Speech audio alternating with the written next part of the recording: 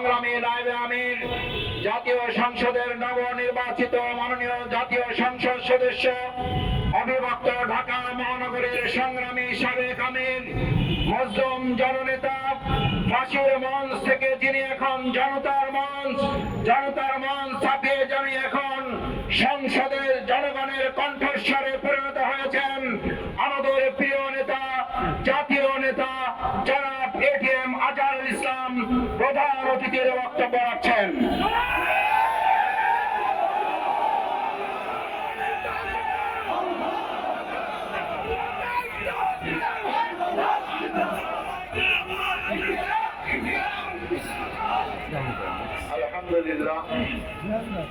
আলহামদুলিল্লাহ রাব্বিল আলামিন ওয়াসসালাতু ওয়াসসালামু আলা সাইয়্যিদিল মুরসালিন ওয়া আলা আলিহি ওয়া সাহবিহি আজমাইন।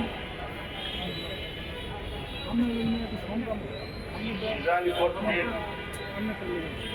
ইরানে আক্রমণ এবং তার জের ধরে ইরানের সর্বোচ্চ ধর্মীয় নেতা আয়াতুল্লাহ আলী খামেনি হত্যা, আরো শত শত ইরানের বাসিন্দাকে হত্যা,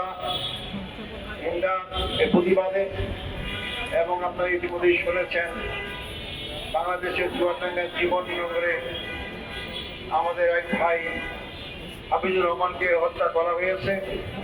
তার আরেক ভাই এখনো মৃত্যুর সঙ্গে পাঞ্জা লড়ছেন। এই দুটার প্রতিবাদেই আজকে আমরা ঢাকা মহানগরীতে সমাবেশ এবং বিক্ষোভ মিছিলের ডাক দিয়েছি।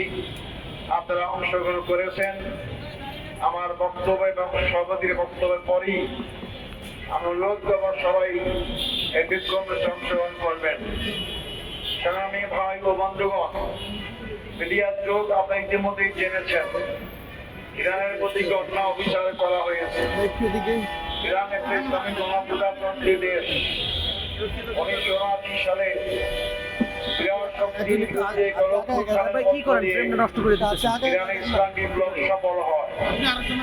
পরবর্তী সময়ে জনগণের মত নিয়ে সরকার গঠন করা হয়, কিন্তু বিদেশি কুচক্রী মহল যারা ইসলামী উত্থানকে সহ্য করতে পারে না, যারা ইসলামী উত্থানে হলে তাদের জাতিগুলি সব ফাঁস হয়ে যাবে, এই বড় বড় শক্তি ইসরায়েলের মাধ্যমে ইরানকে ধ্বংস করার পায়ে তারা চালাচ্ছে। বিপ্লবের পরপরই 80-90 জন সংসদ সদস্যকে বিল্ডিং এ বোমা মারে হত্যা করা হয়েছে। এর মধ্যে অনেকবার ইরানে হামলা করা হয়েছে, অর্থনৈতিক অবরোধ করা হয়েছে। সবকিছু করার পরেও ইরানের অগ্রযাত্রাকে কেউ থামাতে পারেনি। ইরানের জনগণ এক আল্লাহকে বিশ্বাস করে, ইসলামী অনুশাসনকে গ্রহণ করেছে। তাই তাদের বিরুদ্ধে যত বড়ই শক্তি থাক না কেন তাদেরকে দুর্বল করতে পারবে না, ধ্বংস করতে পারবে না ইনশাআল্লাহ। কেন আজকে ইসরায়েল ইরানকে ধ্বংস করার পায়ে তারা করছে? তাদের শক্তির উৎস কোথায়? কোথা থেকে তারা মদত পায়?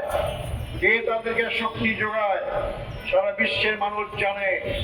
তাদের আক্রমণের মাধ্যমে মনে হয় সে আদিম যুগের সেই কথা, জোরদার মুল্লুকটা। এখন এটা আদিম যুগ না। জোরদার মুল্লুক বলে আপনি কোন দেশকে আক্রমণকে দখল করতে পারবেন না।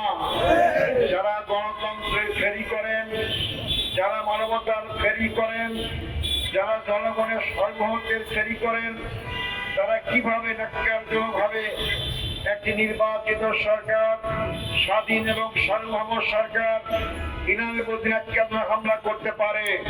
এই হামলা শুধু মুসলিম বিশ্বের মুসলমানদের বিরুদ্ধেই নয়, এই হামলা গণতন্ত্রের বিরুদ্ধে, এই হামলা মানবাধিকারের বিরুদ্ধে, এই হামলা মানবতার বিরুদ্ধে, এই হামলা জনগণের প্রতিষ্ঠিত সরকারের বিরুদ্ধে। তার মানে তারা জনগণের বিভক্ত অবস্থান করছেন। এই বড় বড় শক্তিগুলো অতীতে জোরদার মূল্য খাটিয়ে অনেক দেশ দখল করেছেন, অনেকে পাঁচটারি করে নিজের দেশে আশ্রয় পাচ্ছেন না। তাই আমরা স্পষ্ট বলতে চাই, ইরানের প্রতি হামলা মুসলিম বিশ্বের প্রতি শুধু নয়, শুধু মধ্যপ্রাচ্যের প্রতি নয়, এই হামলা গণতন্ত্রের প্রতি, শান্তিকামী মানুষের বিরুদ্ধে এই হামলা। অতএব শান্তিকামী মানুষ, গণতন্ত্রে বিশ্বাসী জনগণকে যারা ভালোবাসে, কোন শক্তি হামলা নিন্দা না করে পারে না। ইসলামীর পক্ষ থেকে আমরা তার তীব্র নিন্দা এবং ক্ষোভ প্রকাশ করি।